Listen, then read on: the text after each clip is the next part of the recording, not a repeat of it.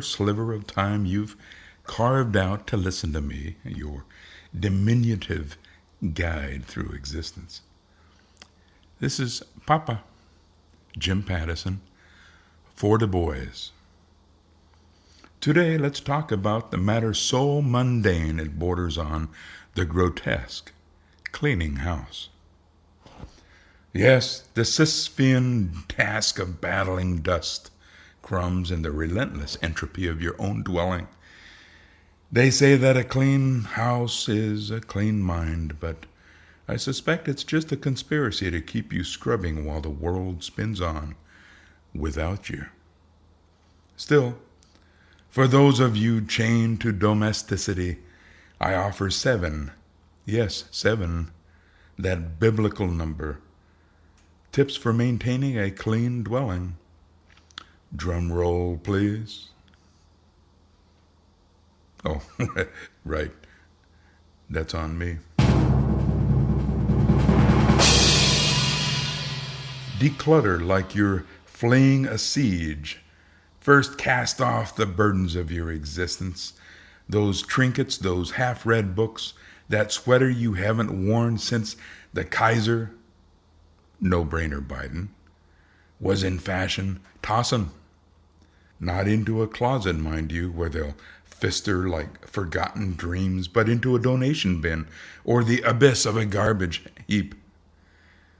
I once knew a man who kept every bottle cap he ever twisted off, claiming they were memories. His house looked like a brewery's graveyard.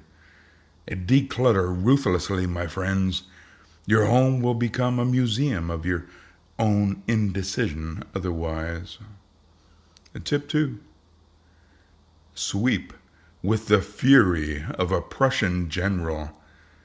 A broom is not just a tool, it's a weapon against the invasion of dust bunnies and stray crumbs.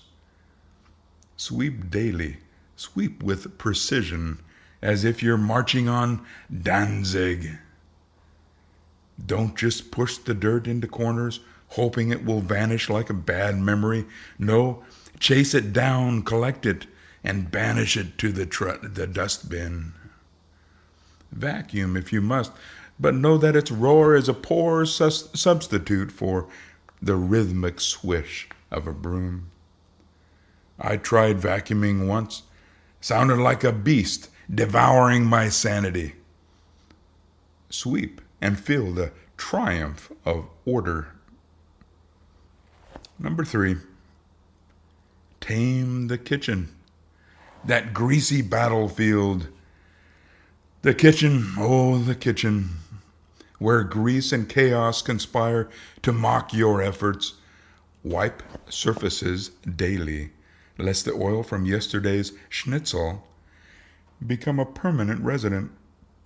Wash dishes immediately, or they'll pile up like the sins of your ancestors or your past life. I once left a pot to soak for a week. It grew a civilization of mold that nearly demanded its own parliament. Use water, soap, and a touch of spite to keep that kitchen in line. It's not a room, it's a war zone. Bathrooms. Polish the throne of contemplation. The bathroom, that sacred chamber of ablutions, must gleam like a cathedral. Scrub the sink, scrub the toilet, scrub the tiles with the zeal of a monk atoning for heresy. A weekly scouring with vinegar or some chemical elixir will keep the grime at bay. I once neglected a shower head, and it sprayed me with what I can only assume was the resentment of neglected porcelain. Clean it, or it will judge you silently with every splash. Tip 5. Organize like you're cataloging the apocalypse. Every item in your home must have a place, or it will wander like a lost soul. Shelves, baskets, drawers, use them. Label them if you're feeling particularly tyrannical. I knew a woman who stored her socks in a bread box, claiming it was a charming chaos. Her house was less charming, more a labyrinth of despair. Assign each object a home, or it will colonize your sanity. A place for everything, and everything in its place, except, perhaps, your regrets. Number 6, dust, the silent conqueror. Dust settles like an uninvited guest, coating your life in a film of neglect. Weekly, take a damp cloth, not dry unless you want a cloud of defeat, and wipe down surfaces, shelves, windowsills, the top of that picture, the frame of which you hung in a fit of optimism.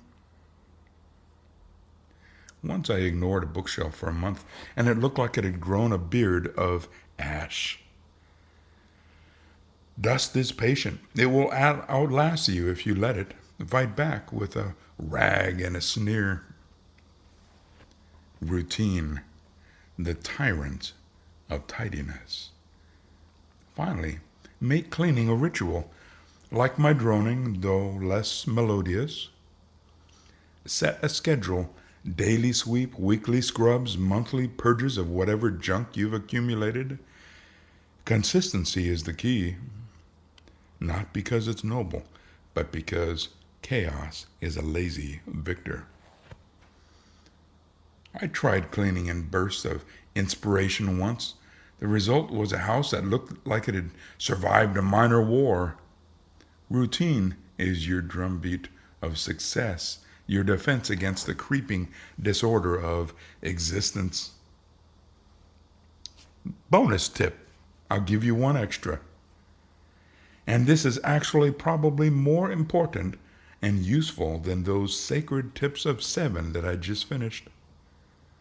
Touch everything only once, as if putting it down and picking it up again to finish returning it to where it belongs doubles your work. If work is the bane of our existence, then doubling it is a double bane. Is that even a thing? Well, it is for now.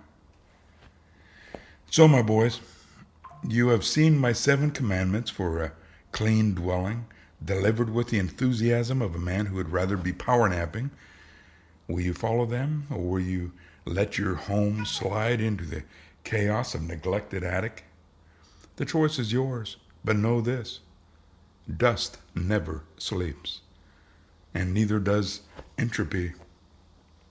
This is Papa for the boys, signing off with a faint tap of my fungus-covered toe and a hope that your floors stay cleaner than your conscience.